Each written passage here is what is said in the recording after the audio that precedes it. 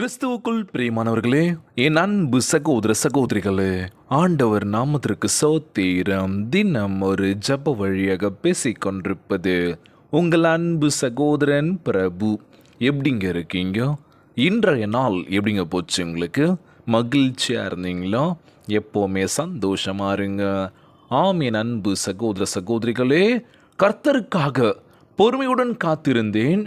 அவர் என்னிடமாய் சாய்ந்து என் கூப்பிடுதலை கேட்டார். சங்கீதம் 40:1 சொல்லக்கூடிய அழகான வார்த்தைங்க. வல்லமையான வசனம் நம் ஆண்டவராகிய இயேசு கிறிஸ்து இன்றைய நாளில் கொடுத்திருக்கின்றார். பொறுமையாக இருப்பது ஒருபோதும் வீண் போகாது. இன்னைக்கு வாழ்க்கையில் பொறுமையாகவே இருக்க முடியாதுல்ல. பொறுமைக்கு அவ்வளோ பவர் இருக்கா. ஆனால் நம்மளால் பொறுமையாக இருக்க முடியுதா? எங்கே போனாலும் அவசரம், சீக்கிரம் சீக்கிரம் சீக்கிரம். என்னால் வெயிட் பண்ண முடியாது, என்னால் காத்திருக்க முடியாது, பொறுமையாக இருக்க முடியாது பிரதர். டக்கு டக்குன்னு எல்லாம் முடிஞ்சிடணும். எதுக்கு நீ தான் இப்போ ரொம்ப பொறுமையாக இருந்தோன்னு வச்சுக்கோங்களேன், அடுத்தவன் வர மேலே ஏறி போய்கிட்டே இருப்பான் அப்படின்னு சொல்லி என்ன பண்ணுவாங்க, என்ன வேணால் பேசுவாங்க. ஆனால் இன்றைய நாள் நம்ம ஆண்டவராகிய இயேசு கிறிஸ்து பொறுமையாக இருப்பது உன் வாழ்க்கையில் எல்லாமே நடக்கும். நீ அவசரப்பட்ட அப்படின்னா எதுவுமே பண்ண முடியாது. இன்றைய நாள் நம்ம ஆண்டவராகிய இயேசு கிறிஸ்து பிரச்சனைகள் உங்களை அழுத்தலாம். கண்டிப்பாக பிரதர், ஒவ்வொரு நாளும் ஒவ்வொரு பிரச்சனையை நாங்கள் பார்த்துட்ருக்கோம். கொஞ்சம் கொஞ்சம் பிரச்சனை இல்லை, சொல்லிக்கிட்டே போகலாம். ஆனால் அந்த பிரச்சனையை நம்ம எப்படி சமாளிக்கலாம், எப்படி அதுலேருந்து வெளியே வரலாம்? சிம்பிளாக சொல்லணும்னு வச்சுக்கோங்களேன். பிரச்சனையை பார்த்து நீங்கள் ஓடாதீங்க, பயப்படாதீங்க. இந்த பிரச்சனையா, இதுக்கு என்ன தீர்வு, ஓகே இந்த விஷயம் பண்ணால் இந்த பிரச்சனையிலேருந்து நம்ம வெளியே வரலாம், யோசிக்கணும். ஆனால் இன்றைக்கி பிரச்சனையை பார்த்து ஓடுறவங்க நிறைய பேர் இல்லை. ஒரு சில பேர்லாம் என்ன பண்ணுறாங்க, தப்பான முடிவுகள் எடுக்கிறாங்க. அதெல்லாம் வாழ்க்கை.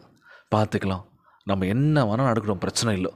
நம்ம ஆண்டவராகிய இயேசு கிறிஸ்து நான் உன்னை விட்டு விலகுவதும் இல்லை, உன்னை கைவிடுவதும் இல்லை என்று வாக்கு கொடுத்திருக்கின்றார். அவர்கிட்ட சொல்லுங்கள், வேறு யார்கிட்ட ஷேர் பண்ணாதீங்க உங்கள் பிரச்சனையா. நிறைய பேர் ஷேர் பண்ணலாம், அவங்க ஒரு பொழுதுபோக்குக்காக நம்ம சொல்கிற வார்த்தையை கேட்டுட்டு அங்கேருந்து கடந்து போயிடலாம். அவ்வளோதான், அவங்க டைம் பாஸ் ஆகிடுச்சு, முடிஞ்சிச்சு. ஆனால் நம்மளுக்கு என்ன நினைப்போம், பரவாயில்லப்பா நம்ம பாரத்தை கொஞ்சம் அவங்ககிட்ட இறக்கி வச்சாச்சு அப்படின்னு சொல்லி. ஸோ எல்லாருக்குமே எல்லா பிரச்சனையும் இருக்குங்க. நம்ம பிரச்சனை யாரும் காது குத்து கேட்பாங்கன்றது தெரியல. ஆனால் கேட்பாங்க. யார் கேட்பா? நம்ம ஆண்டவராகிய இயேசு கிறிஸ்து. ஐயோ, என் மகள் கஷ்டப்படுறான், என் மகன் கஷ்டப்படுறான், நான் பார்த்துக்கிறேன் அப்படின்னு சொல்லி உங்களுக்கான நேரம் வருகின்ற பொழுது நிச்சயமாய் நீங்கள் நினைக்காத அளவுக்கு ஆசீர்வாதத்தை கொடுக்க போகின்றார். கலங்காதீங்க, சோர்ந்து போகாதீங்க, விசுவாசத்தோடு இருங்க.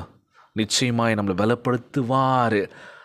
நான் உன்னை விட்டு விலகுவதும் இல்லை, உன்னை கைவிடுவதும் இல்லை என்று வாக்கு கொடுத்துருக்காரு. சொன்ன பார்த்தீங்களா? நிச்சயமாக இது வார்த்தை உண்மை உள்ளது. நிறைய பேர் நினைக்கலாம், இந்த வார்த்தையை கேட்கும்போது எனக்கே ஆறுதலாக இருக்குது பிரதர், எல்லாருமே கைவிட்டுட்டாங்க, நான் அவங்க கூட இருக்கேன்னு சொன்னவங்களாம் எல்லாம் விட்டு போயிட்டாங்க. ஆனால் இந்த வார்த்தையை கேட்கும்போது ஆண்டவராகிய இயேசு கிறிஸ்து என்னோடு கூட இருக்கின்றார். நம் ஜெப விண்ணப்பங்களுக்கு பதிலளிக்க போகின்றார். இன்றைக்கி நம்ம ஜெபிக்கிறோம், நம்ம ஜெபத்தை கேட்குறாரா அப்படின்னு சொல்லி கேள்வி கண்டிப்பாக இருக்கும். உங்கள் ஜெப விண்ணப்பங்கள் கேட்கப்படுகின்றது, நிச்சயமாக இதற்கு பதிலளிக்க போகின்றார். ஒரு நாள் இல்லை ஒரு நாள் உங்கள் வாழ்க்கை நிலைமை மாறப்போகின்றது. கண்டிப்பாக கலங்காதீங்க, சோர்ந்து போகாதீங்க, யாருமே இல்லைன்னு வருத்தப்படாதீங்க. அன்பானவர்களே, ஒரு வேளை இன்றைக்கு நம்ம வாழ்க்கையில் மாற்றங்கள் வரலை அப்படின்னு சொல்லி யோசிக்கலாம். ஆனால் நாளைய தினம், நாளை மறுநாள், ஏன் இன்னும் எப்போ நடக்கலாம், பிரச்சனை இல்லை. வேலையில் நம்ம செய்யக்கூடிய ஒவ்வொரு விஷயத்திலும் சரி, நிச்சயமாக ஒரு திருப்பு முனை கண்டிப்பாக இருக்குதுங்க. நம்ம வாழ்க்கையில் மாற்றங்கள் கண்டிப்பாக இருக்குது. குடும்பத்தில் சமாதானத்தை கொடுக்க போகின்றார், சந்தோஷத்தை கொடுக்க போகின்றார். அவர் என்னிடமாய் சாய்ந்து என் கூப்பிடுதலை கேட்டார் என்று வாக்குத்தத்தம் உங்களை தேற்றுவதாக. இப்பொழுதும் ஆண்டவர் மனதுருக்கத்துடன் உங்களிடமாய் திரும்புவார். அவர் உங்களை ஒருபோதும் விட்டு விலக மாட்டார். அவர் உங்கள் குடும்பத்தை ஆசீர்வதிப்பார், பொருளாதாரத்தை பெருக்க பண்ணுவார், உறவுகளை சீர்படுத்துவார். பார்த்தீங்கன்னா, இந்த 3 விஷயம் மட்டும் தான் வாழ்க்கையில். குடும்பத்தை ஆசீர்வதிக்கணும், பொருளாதாரத்தை உயர்த்தணும், உறவுகளுக்குள்ள விரிசலை சரி செய்யணும், சீர்படுத்த போகின்றார்.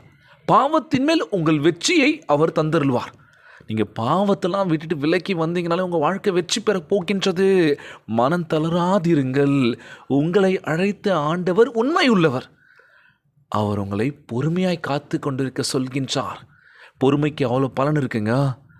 எந்த பிரச்சனை வந்தாலும் சரி, பொறுமையாக இருங்க, பார்த்துக்கலாம் அப்படின்னு சொல்லி, ஆண்டவரே எனக்கு அடைக்கலம், என் கோட்டை, என் தேவன், அவரே நான் நம்பியிருக்கின்றேன் என்று அறிக்கை பண்ணுங்கள். விரைவிலேயே உங்கள் துக்கம் சந்தோஷமாய் மாறப்போகின்றது. உங்கள் துக்கம் சந்தோஷமாய் மாறக்கூடிய நேரம் வந்துச்சுங்க. கலங்காதீங்க, சோர்ந்து போகாதீங்க, உற்சாகமாக இருங்க. இன்றைய நாள் ஜெபம். உலகில் வாழ்கின்ற எல்லாருக்கும் நம்ம ஜெபிக்கலாம். முக்கியமாக குடும்ப உறவுகளுக்குள்ளே இன்றைக்கி விரிசல் நிறைய இருக்குது. சீக்கிரமாக சரி செஞ்சு நம்ம ஆண்டவராகிய இயேசு கிறிஸ்து ஒன்றிணைக்க வேண்டும் என்று கேட்க போகிறோங்க.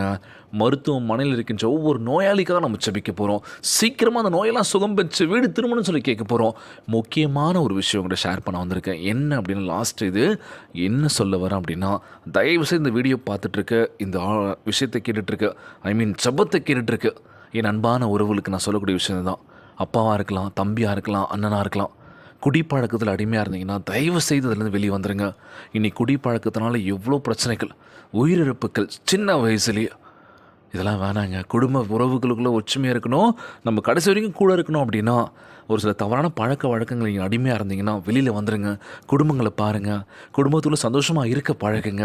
இதுதான் நான் கைண்ட்லி ரெக்வஸ்ட்டாக அவங்க நான் வைக்கக்கூடிய விஷயம். இது கண்டிப்பாக குடிப்பழக்கமாக இருக்கட்டும், இல்லை போதை பழக்கத்தில் அடிமையாக இருக்கவங்க வெளியில் வர வேண்டும் என்று ஏசப்பாகிட்ட கண்டிப்பாக கேட்க போகிறோம். ஜபத்திற்குள்ளாக பயணிப்போமா? ஆண்டவரே எனக்கு அடைக்கலம், என் கோட்டை, என் தேவன், அவரே நான் நம்பியிருக்கின்றேன் என்று அறிக்கை பண்ணுங்கள். விரைவிலேயே உங்கள் துக்கம் சந்தோஷமாய் மாறப்போக்கின்றது. உங்கள் துக்கம் சந்தோஷமாய் மாறக்கூடிய நேரம் வந்துடுச்சுங்க.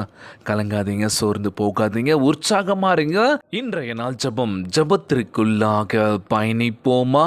எங்களை மிகவும் அதிகமாய் நேசிக்கின்ற அன்புள்ள ஆண்டவராகிய இயேசுவே, இன்றைய நாள் வாக்குறுதி வசனத்திற்காக நன்றி ராஜா. அன்புள்ள ஆண்டவரே, இன்றைக்கு நீர் அளித்திருக்கும் வார்த்தை என்னும் ஈவுக்காக உம்மை சோத்தரிக்கின்றனப்பா. உமக்காக பொறுமையோடு காத்திருக்க எங்களுக்கு கற்றுக் கொடுப்பதற்காக உமக்கு நன்றி செலுத்துகிற ஆண்டவரே. எங்கள் கூப்பிடுதலை கேட்டு இரக்கமாக பதிலளித்திருவீர் என்று நம்புகிற ஆண்டவரே. எங்கள் கண்ணீரை துடைத்து சமாதானத்தினால் எங்கள் உள்ளத்தை நிரப்புவீராக ராஜா. எங்களுடைய பொருளாதாரத்தை ஆசீர்வதித்து எங்களை பெருக்க பண்ணுவீர் என்று ஜெபிக்கிற ஆண்டவரே. எங்கள் பிள்ளைகளை தொட்டு அவர்கள் இருதயத்தை பக்கமாக திருப்புவீராக ராஜா. எங்கள் வேலையிடத்தில் எங்களுக்கு பதவி உயர்வு, புதிய வாய்ப்புகளை அருள செய்வீராக. பாவத்தின் கட்டிலிருந்து எங்களை விடுதலை ஆக்குவீர் ராஜா. எங்களுக்கு வெற்றி தந்தரல வேண்டும் என்று கேட்கிறோம்ப்பா. எங்கள் குடும்பத்தின் மீது உம்முடைய ஆவியை ஊற்றி அன்பினால் இணைக்க வேண்டும் என்று ஜெபிக்கிற ஆண்டவரே. எங்களை ஒருபோதும் கைவிட மாட்டீர் என்று சொல்லியிருக்கீங்க இயேசுப்பா. இந்த ஜபத்தை கேட்டுக்கொண்டிருக்கின்ற என் அன்பு சகோதர சகோதரிகள், என் அன்பான உறவுகள் எல்லோரையும் பார்த்துக்கோங்கப்பா. யாருக்கும் எந்த கஷ்டங்கள் துன்பங்களை கொடுத்துறாதீங்க ராஜா. நோய் நொடியினால் அவதிப்பட்டு கொண்டிருக்கின்ற ஒவ்வொரு சகோதர சகோதரிகளை உமது கரங்களால் தொட்டு அகற்றி போடுவீராக. உம்மால் கூடாத காரியம் ஒன்றுமே இல்லை ஆண்டவரே. எங்களை பத்திரமா பார்த்துக்கோங்கப்பா. பொறுமையோடு காத்துட்ருக்கின்ற வேலையில் நிச்சயமாய் வாழ்க்கையில் நல்ல விஷயங்கள் நடக்க வேண்டும் என்று ஜெபிக்கிறோம்ப்பா.